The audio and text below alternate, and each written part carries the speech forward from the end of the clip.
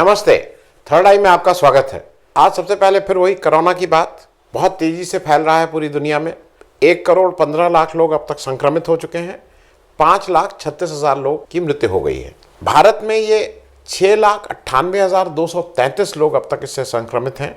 मतलब अगर कोई और जगह होती तो आज ये खुशी की बात होती कि हम धीरे धीरे तीसरे नंबर पर पहुंच गए, लेकिन इस ग्राफ में तीसरे नंबर पर पहुंचना से थोड़ा आप सब लोगों को सतर्क रहने की जरूरत है।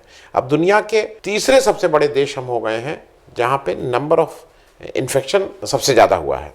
कल 23,932 लोगों को इन्फेक्शन हुआ, अ वेरी हाई फिगर। कल मृत्यु हुई 421 लोगों की। कुल अब तक 19,703 लोगों की मृत्यु हो चुकी है। एक्टिव केसेस में हिंदुस्तान 2,53,602, इसमें भी हम दुनिया के तीसरे सबसे बड़े देश हैं। आंकड़ा आपको रोज रोज दिया जाएगा कि हम कितना अच्छा कर रहे हैं और हमारे यहाँ बहुत अच्छा है, मृत्यु दर कम है, लेकिन स्थिति भयावह है। इसमें एक चीज़ है कि सरकार का जिस समय लॉकडाउन होना चाहिए था वो खैर ठीक है, हुआ नहीं हुआ। मेरे हिसाब से इस समय हम सब लोगों को ज़्यादा नियम से रहना चाहिए। बहुत ही आवश्यक हो तो घर से निकलिए, नहीं तो अगर घर से बिना निकले काम चल सकता हो तो घर से निकलने की कोई आवश्यकता नहीं है। सोशल डिस्टेंसिंग का जितना पालन इस समय करने की ज़रूरत है, जो भी आपने किया था उससे 10 टाइम्स, मतलब उससे ज़्यादा सतर्क रहिए, क्योंकि अभी स्थिति और ख़राब होने की उम्मीद है। नंबर ऑफ इन्फेक्शन और बढ़ेंगे और जो हमारी व्यवस्था है मेडिकल की, वो कितने लोगों को उसको हैंडल कर पाएगी, अभी वो टेस्ट नहीं हुआ है। तो आप खुद ही घर में रहिए और सतर्क रहिए। अब आगे चलते हुए मैं एक छोटी सी क्लिप आपको दिखा दे रहा हूं, जो हमारे चीफ मिनिस्टर ने कानपुर में चौबेपुर थाने में कोई वारदात हुई है, वहां की एक क्लिप है। इस पूरी घटना को अंजाम देने वाले अपराधियों के खिलाफ कार्रवाई करने के लिए लगातार छापेमारी कर रही है। अनेक टीमें गठित की गई हैं। पुलिस मुठभेड़ में 2 अपराधी मारे गए हैं। हमारे पुलिस जवानों से जो असले छीन करके वे भागे थे, उनमें से कुछ असले बरामद भी हुए हैं। इस पूरी घटना के लिए जिम्मेदार किसी भी अपराधी को बख्शा नहीं जाएगा। पुलिस के अपने जवानों के शहादत और उनके बलिदान को व्यर्थ नहीं जाने दिया जाएगा। चीफ मिनिस्टर ये कह रहे हैं कि हमारे जवानों का बलिदान व्यर्थ नहीं जाएगा। तो पहली चीज तो क्या हुआ था ये बहुत ब्रीफ में कर लूं। अब तक आप सबको पता होगा, एक दुर्दांत अपराधी विकास दुबे, जिनके बारे में 2001 में पता है सबको कि उन्होंने एक भाजपा के राज्य मंत्री दर्जा प्राप्त संतोष शुक्ला की थाने में घुस के हत्या की थी। और उस हत्या का बैकग्राउंड ये था कि वो हरीश चंद्र श्रीवास्तव जी एक थे, संतोष शुक्ला थे। ये दोनों लोग चौबेपुर विधानसभा से इलेक्शन लड़े थे।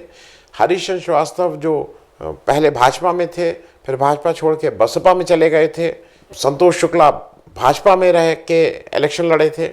उस इलेक्शन में हरीश चंद्र श्रीवास्तव जीत गए थे। हरीश चंद्र श्रीवास्तव को ऑन रिकॉर्ड भी कई जगह विकास दुबे ने कहा है कि वो मेरे पॉलिटिकल गुरु हैं। तो विकास दुबे जी हरीश चंद्र श्रीवास्तव की तरफ से थे और इनका मुख्य झगड़ा जो संतोष शुक्ला के सेकेंड इन कमांड थे वो लल्लन वाजपेयी से था। उसी से ये जो FIR हुई उसके अनुसार 2001 में थाने में, जिसको कहते हैं थाने में घुस के इन्होंने ब्रॉड डे लाइट में संतोष शुक्ला को गोली मारी थी। उस समय उत्तर प्रदेश के मुख्यमंत्री भाजपा के राजनाथ सिंह जी थे, जिनके बारे में थोड़ा यह है कि भाई टफ हैं। उसके बाद देश के गृह मंत्री बने हैं, तो गृह मंत्री तो सॉफ्ट आदमी नहीं बन सकता है, टफ ही आदमी बनेगा। इस समय देश के रक्षा मंत्री हैं। जब उनको पकड़ा गया था 2017 में, उनके ऊपर गुंडा एक्ट या गैंगस्टर एक्ट कुछ लगा था, STF ने पकड़ा था। उस समय भी भाजपा की सरकार थी और उस समय भी हमारे बहुत ही tough chief minister Yogi Adityanath, जिनके बारे में वो कहते हैं कि बदमाशों को ठोक दो, पुलिस को छूट देते हैं कि बदमाशों को ठोक दो, ऐसे समय में 2017 में पकड़ेगा। और उसके बाद इन्वेस्टिगेशन के बाद कुछ दिनों बाद उनकी बेल हो गई थी। गुरुवार की रात में पुलिस के अधिकारी बाकी कांस्टेबल एक 4 जीप में, वो डिटेल आप सब लोगों को अब तक मालूम ही है कैसे जाते हैं और कैसे सीओ जो मिश्रा जी हैं उनके नेतृत्व में इनके घर पे दबिश डाली जाती है, जहां पे पहले से तैयार ये लोगों ने 8 पुलिसकर्मियों की मौके पे हत्या कर दी है। और वो हत्या कोई सेल्फ डिफेंस में या पुलिस ने एकदम से ये आए और ये गुंडे बदमाश थे, इन्होंने अपने सोची समझी रणनीति के तहत कोल्ड ब्लडेड हत्या की है। और जो जिस तरह से हत्या की है कि जो सीओ हैं उनकी गर्दन कुल्हाड़ी से काटी है, उनका पैर काटा है, इस तरह से हत्या की है। मतलब कहना ही चाह रहे हैं कि ये कोल्ड ब्लडेड है। इसमें कहीं से भी कोई ये नहीं है कि आप एकदम से जा रहे थे, आप बदमाश हैं, गुंडे हैं, उधर से गोली चली, आपने गोली चला दी, कोई आप बिल्कुल ठीक से होशो हवास में आपने ये हत्या की है। इस समय क्योंकि ये ज़रूरी है कि जिस समय ये हत्या हुई है उस समय चीफ मिनिस्टर योगी आदित्यनाथ जी हैं, जो अपने बारे में जनरली उनको ये अच्छा लगता है कहना है कि बहुत टफ हैं और नो नॉनसेंस हैं। और उनका एक टैगलाइन शुरू से अगर आपको याद हो, जब से आए हैं, वो कह रहे हैं कि लॉ एंड ऑर्डर को हम ठीक कर देंगे, लॉ एंड ऑर्डर को हम ठीक कर देंगे। मैं एक बार आपको एक दूसरे परिप्रेक्ष्य में भी ये याद दिला दूं, क्योंकि एक समस्या क्या हो गई कि भाजपा का एक समस्या ये हो गई कि हर चीज़ की जिम्मेदार नेहरू और 62 की लड़ाई, ये सब हर चीज़ की जिम्मेदार है। तो मैं याद दिला दूं कि 89 में नारायण दत्त तिवारी कांग्रेस के अंतिम मुख्यमंत्री थे। अब 30 वर्ष हो गए हैं और पिछले 30 वर्षों में कांग्रेस की सरकार नहीं रही है, तो मेरे ख्याल में इसमें कांग्रेस को कोई दोष देना उचित नहीं रहेगा। पिछले 30 वर्षों में 2 बार कल्याण सिंह जी भाजपा के मुख्यमंत्री रहे, एक बार राम प्रकाश गुप्ता जी रहे, एक बार राजनाथ सिंह जी रहे, और पिछले 3 वर्षों से ज़्यादा से योगी आदित्यनाथ जी हैं। कुल करीब 11 साढ़े 11 साल के बीच भाजपा के मुख्यमंत्री रहे हैं। उसके बाद करीब 2.5 साल राष्ट्रपति शासन रहा है, तो 14 साल तो ये हो गए। इसके अलावा भाजपा ने सपोर्ट भी किया है दूसरी सरकारों को, जबकि उनके मुख्यमंत्री नहीं रहे हैं, तो वो समय और निकाल दीजिए। कहना यह है कि आधे से ज़्यादा समय तो आपकी सरकार थी। अब ये इसमें इस तरह की लॉ एंड ऑर्डर की जो समस्या है, वो कैसे इस तरह के अपराधियों की हिम्मत हो रही है ये सब करने की। लेकिन मैं ये भी बता दूं कि अगर आज भाजपा की सरकार नहीं होती, मेरे हिसाब से किसी भी पार्टी की सरकार होती, तो जो विकास दुबे को जिस तरह से छोड़ा गया, जिस तरह से इन्वेस्टिगेशन हुआ, मतलब थाने के अंदर उसने हत्या की और उसको साक्ष्य के अभाव में वो बरी कर दिए जाते हैं। मतलब जहां पे पुलिस का ये रवैया हो, उसमें मैं सिर्फ भाजपा को दोष नहीं दूंगा, ये कोई भी पार्टी की सरकार होती, जिस तरह से अपराधियों को पेट्रोनेज किया जाता है, उनको प्रशय दिया जाता है, वो यही होता है। मैं आगे बढ़ने से पहले थोड़ी एक बात और कर लूं। ये जो अपराधी आज बहुत से जगह निकल रहा है कि उन नेताजी के साथ उनकी फोटो है, और ये सब घूम भी रहा है फेसबुक में। जितने नेता हैं किसी पार्टी के, इर्रिस्पेक्टिव ऑफ पार्टी, कहीं ना कहीं किसी ना किसी के साथ सबकी फोटो है। तो ये आवश्यक है कि जो भी सार्वजनिक जीवन में नेता आ रहे हैं, भाई एक बात, नेता क्या, ठीक है, नेता का कहना ये होता है कि भाई मेरे साथ कोई आके फोटो खिंचवा ले तो मैं क्या करूं। आप करिए ये कि सार्वजनिक स्थानों पे, सार्वजनिक जो इस तरह के समारोह हैं, इस तरह के अपराधी जो नॉन हिस्ट्री शीटर हैं, जिनका 60 के करीब मुकदमे चल रहे हैं विकास दुबे के ऊपर, और आप अगर फोटो खिंचवा रहे हैं तो आप जानबूझ के, आप कहीं ना कहीं, क्योंकि एक मानसिकता थोड़ी आम पब्लिक की भी है। हम और आपके घर में जो गांव के, खास करके जो गांव से आते हैं, उनको अच्छा लगता है कि अगर कोई बड़ा गुंडा बदमाश उनके यहाँ विवाह समारोह में, मुंडन में, तिलक में, इसमें आता है तो उनको अच्छा लगता है, उनको लगता है कि मेरी जरा इससे हैसियत बढ़ रही है। तो जब तक ये समाज उनको बहिष्कार नहीं करेगा, ये दिक्कतें होती रहेंगी। परसों शनिवार को मैंने डिफेंस के अफसरों के साथ एक लाइव किया था। उसमें लेफ्टिनेंट जनरल DS हुदा हैं, ये वही जनरल हुदा हैं जिन्होंने, वो जो आपको याद हो उड़ी वाला जो सर्जिकल स्ट्राइक हुई थी, इन्हीं के टेन्योर में हुई थी। उस समय यही वहाँ के इंचार्ज थे। जनरल हुडा ने एक महत्वपूर्ण बात कही। उन्होंने एक नेशनल सिक्योरिटी प्लान की बात कही। उन्होंने हालांकि बनाया है, लेकिन दिक्कत उसमें ये हो गई कि वो बना के उन्होंने कांग्रेस और राहुल गांधी के इनिशिएटिव में कांग्रेस को दे दिया गया है, तो वो तो अब देखा भी नहीं जा सकता है अभी के प्रेजेंट के वातावरण में, उसको छुआ भी नहीं आ सकता है। लेकिन उन्होंने जो बात कही, उन्होंने कहा कि दुनिया के जितने भी उन्नतशील देश हैं, जितने भी बड़े देश हैं, अगर आप अपने को बड़ा कहना चाहते हैं तो उसमें 2 चीजें होनी चाहिए। आज दुनिया का बड़ा देश जापान आर्थिक रूप से है, जर्मनी आर्थिक रूप से है, लेकिन अपने को बड़ा देश इसलिए नहीं बोलता है क्योंकि उसकी सेना उतनी बड़ी नहीं। तो आपकी वो ताकत, सेना के साथ साथ पुलिस, आपकी ये ताकत भी होनी चाहिए कि आपके पास वो ताकत भी हो। तो इसलिए उनका कहना था कि इस देश में नेशनल सिक्योरिटी प्लान की आवश्यकता है, और जब नेशनल सिक्योरिटी प्लान बन जाता है तो उसका उल्टा फिर आप कैलकुलेट करते हैं कि अब देश कैसे सुरक्षित रहेगा। और ये बयान आया है चीफ मिनिस्टर का कि जवानों का ये बलिदान व्यर्थ नहीं जाएगा। मतलब ये किसके अगेंस्ट लड़ाई है? क्या कोई विदेशी ताकत है? ये व्यर्थ नहीं जाएगा, ये तो सीधे सीधे एक क्रिमिनल ने हत्या की है, तो व्यर्थ नहीं जाएगा तो क्या होगा? मतलब उस क्रिमिनल को आप, भाई मैक्सिमम यही होगा, क्रिमिनल मार दिया जाएगा, क्या मामला खत्म?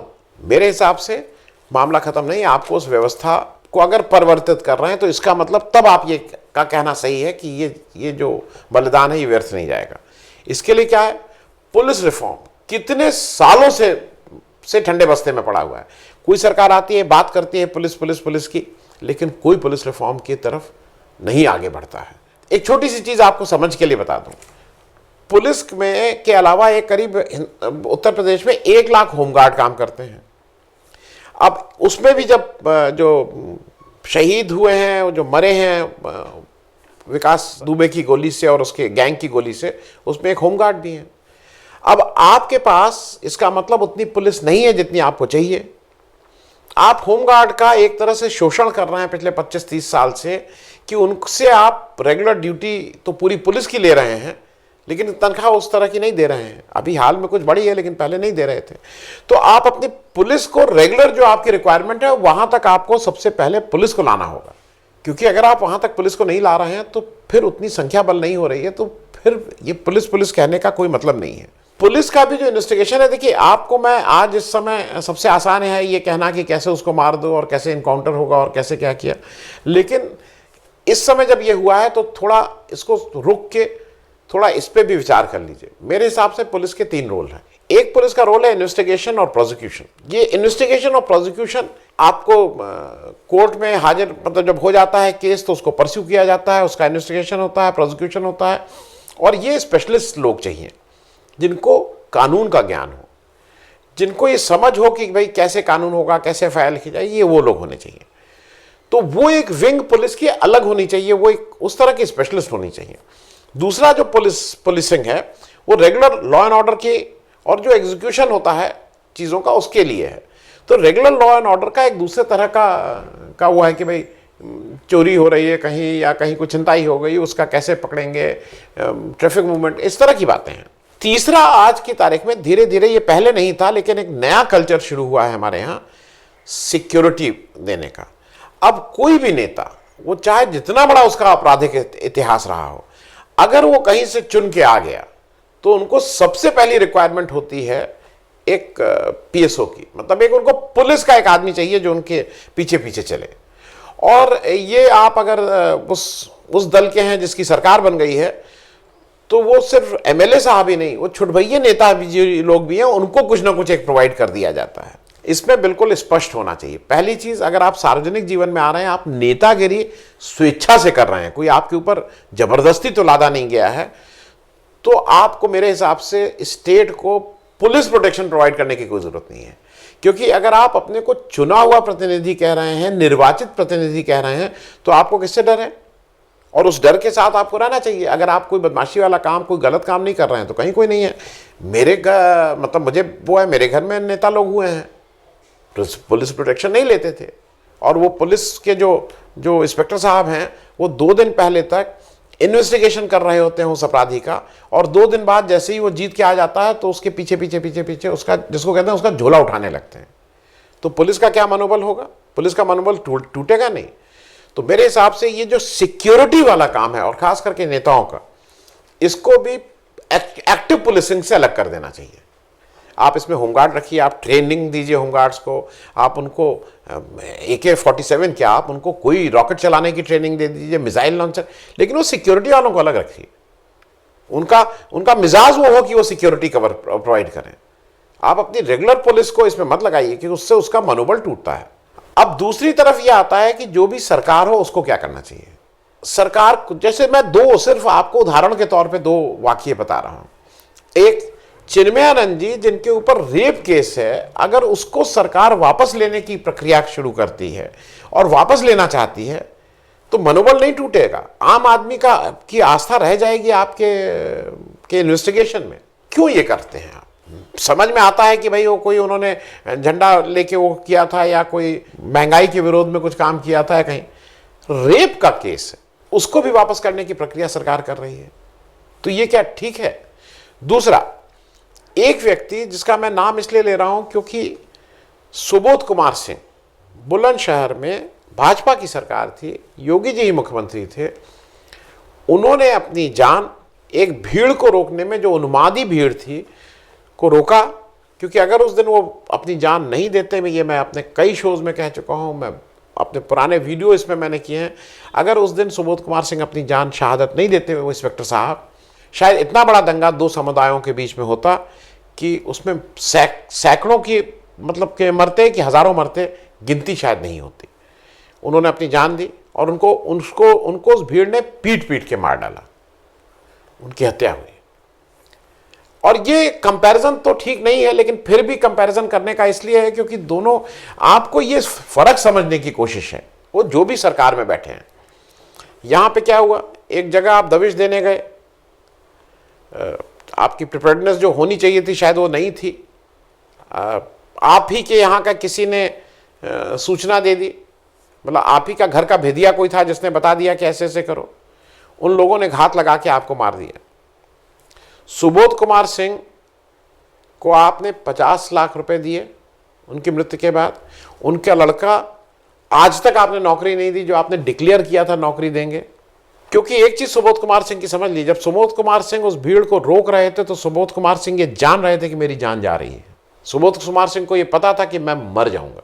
यहां पे जब रात में लोग दबिश देने गए हैं तो ये लोग छुपे हैं और फिर इनको ढूंढ ढूंढ के अपराधियों ने मारा है। सुबोध कुमार सिंह के लड़के को आज तक नौकरी नहीं मिली है। यहाँ पे आप एक असाधारण पेंशन की बात कर रहे हैं, 1 करोड़ रुपए की बात कर रहे हैं। मेरे हिसाब से सुबोध कुमार सिंह को भी आपको तत्काल 1 करोड़ रुपए की बात करनी चाहिए। और उनके जो हत्यारे के, मतलब जो हत्यारे जिनके ऊपर आरोप है, जो आरोपित हैं, वो जब जेल से निकलते हैं तो उनका ढोल मजीरे के साथ स्वागत होता है। तो कहीं ना कहीं इस दृष्टि को भी बदलना है। पुलिस वाले की क्या वो रह जाएगी, उसका मोराल, उसका विश्वास नहीं टूटेगा जब आप सुबोध कुमार सिंह के हत्यारों के साथ इस तरह की बातें करते हैं। आपको अगर कोई पुलिस के ऊपर इस तरह की बात करता है, पुलिस की अपनी बर्बरता या उसको रोकना चाहिए, वो अलग है। लेकिन अगर कोई पुलिस के ऊपर, क्योंकि आज हमारा जो समाज है वो समाज जैसे नहीं रह जाएगा अगर पुलिस के प्रति इस तरह लोग व्यवहार करने लगेंगे। अब एक बात थोड़ी जुडिशरी की भी कर लें, क्योंकि देखिए वो एक इसलिए समझना जरूरी है, यहाँ पे सीए एनआरसी के अगेंस्ट के विरोध में कुछ लोगों ने प्रदर्शन किया और उसमें कुछ सार्वजनिक संपत्ति का नुकसान हुआ। उनके अगेंस्ट में उत्तर प्रदेश सरकार ने होर्डिंग्स लगा दी और होर्डिंग्स लगा के उनके ऊपर उनकी संपत्ति कुर्क करने का और ये सब करने की कार्रवाई शुरू हो गई। मामला कोर्ट में पहुंचा। कोर्ट ने उत्तर प्रदेश सरकार से स्पष्ट पूछा कि आप ये कार्रवाई किस कानून के तहत कर रहे हैं। सरकार ने क्या किया, सरकार एक ऑर्डिनेंस ले आई जिसके अनुसार अगर कोई इस तरह के सार्वजनिक संपत्ति का नुकसान करता है तो उसको सरकार सीधे उसके यहाँ कार्रवाई करके उससे वसूली कर सकती है। उसके पहले ये कानून नहीं था। कानून अगर मान लीजिए 1 जनवरी से बनता है, 1 जनवरी 2020 से बनता है, तो क्या उचित है कि 31 दिसंबर 2019 के पहले भी उसको लागू किया जाए? रेट्रोस्पेक्ट से कानून लागू किया गया है, ये न्याय संगत है? मान लीजिए कल के दिन एक सरकार ये कानून बना दे कि अगर कोई एक कटिया डाल के बिजली चुराता है तो उससे वसूला भी जाएगा और उसको 3 साल की सजा हो जाएगी। सरकार का हक है ये कानून बनाने का। लेकिन क्या जितने कटिया वाले उससे पुराने केसेस हैं सबके ऊपर लागू होगा? भाई आज से आपने कहा, इसके आगे आप नहीं करेंगे। रेट्रोस्पेक्टिव इसको इंप्लीमेंट करना, आप कह कुछ भी लीजिए, बिल्कुल गैर कानूनी है। और इस बारे में एक जस्टिस इम्तियाज मुर्तजा हैं, उन्होंने अपनी फेसबुक पे, अपनी वॉल पे ये लगाया है, वो जरा देख लीजिए। अब क्योंकि इसी से रिलेटेड एक बात और आती है, विकास दुबे दुर्दांत अपराधी था, सख्त से सजा मिलनी चाहिए, जल्दी से जल्दी मिलनी चाहिए। लेकिन जजमेंट सुनाने का काम और जजमेंट सुना के उस पर इंप्लीमेंट करने का काम पुलिस का नहीं है, ये अदालत का काम है। विकास दुबे के घर को जिस तरह से गिराया गया, उसकी गाड़ियों को जिस तरह से तोड़ा गया, वो अब सबके सामने है। इस देश में कसाब जो इस देश के, हिंदुस्तान की संप्रभुता के ऊपर अटैक करता है, उसको भी फेयर ट्रायल का हमारे देश ने चांस दिया था। जब वो रेप केस होता है जहां पे मुख्य अपराधी 3-4 वो लड़के होते हैं और उन्होंने कितने अमानुषिक ढंग से वो रेप किया था, उनको भी फेयर ट्रायल का ये देश मौका देता है। तो ट्रायल के बाद सजा देने का काम अदालत का है। ट्रायल आप अपने हिसाब से, अगर कल के दिन आप पुलिस को ये, अभी पहले भी आप कह रहे थे कि ठोक दो, उसके बाद अगर आप पुलिस को बेलगाम कर देंगे कि पुलिस जाके जो भी अपराधी है उस अपराधी का घर गिरा के उसको नेस्तानाबूद कर दे, उसकी गाड़ी तोड़ दे, तो मेरे ख्याल में हम लोग हम लोग मुश्किल समय में आ रहे हैं, क्योंकि ये इलाज नहीं है। इलाज आपका ट्रायल कोर्ट में चलना चाहिए। हम लोग अपनी भी थोड़ी बात कर लें। अपनी बात इसलिए कर लें कि हम और आप अल्टीमेटली अगर ऐसे व्यक्ति को, विकास दुबे को या उसके घर वालों को, उसकी पत्नी को प्रधान चुना गया, जिला पंचायत सदस्य चुना गया, फिर वो जिला पंचायत अध्यक्ष भी बने, वर्तमान में भी उनकी पत्नी जिला पंचायत सदस्य हैं, चुनता कौन है? हम और आप।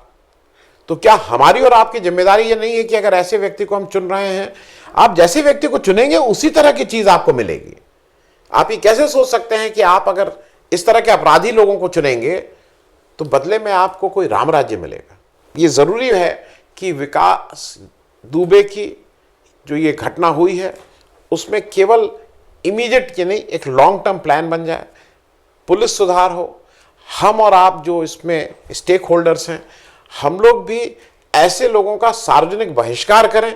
अगर वो किसी फंक्शन में आ रहा है तो कम से कम हम और आप एक तो कर सकते हैं, उस फंक्शन को छोड़ के चले जाएं, इतना तो कर सकते हैं। और अंत में फिर से एक बार आप लोगों को ये चेतावनी देते हुए कि कोरोना ज़्यादा विकराल रूप से आ रहा है, घर में रहिए, सेफ रहिए, सुरक्षित रहिए। धन्यवाद।